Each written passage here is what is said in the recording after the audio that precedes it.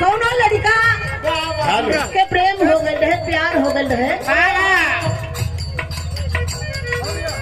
और लड़की धोखा दे दे रहे, वह कहत बा अरे काहे हमसे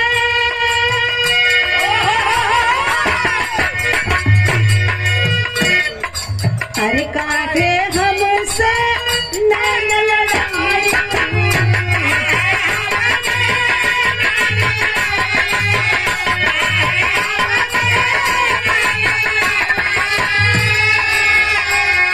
बोला काहे नैन लड़ोलो अरे काहे मास्टर हमरा तक करा अरे काहे हमसे नैन लड़ोलो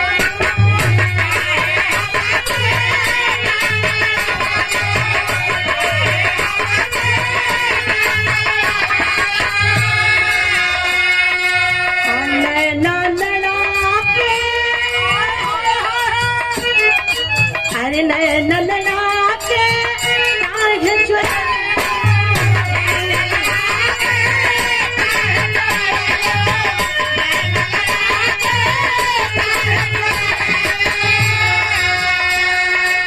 अरे बोला गीता कई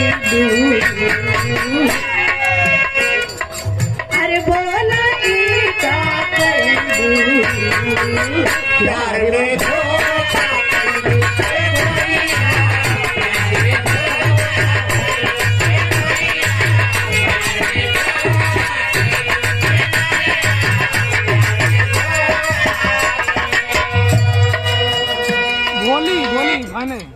लेकिन देवी मैया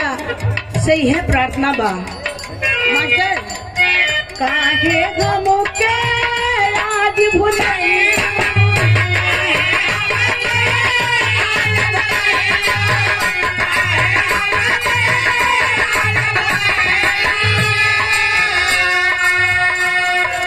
अरे प्रीत करीत तू अरे प्रीत करीत तू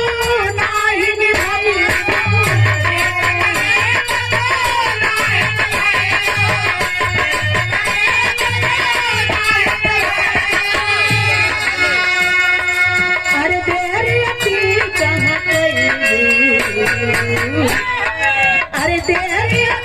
कहाँ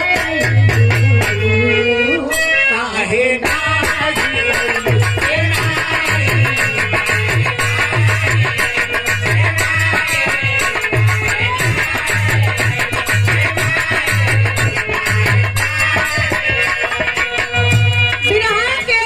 बहुत ही अच्छी गायिका हमारे अखाड़े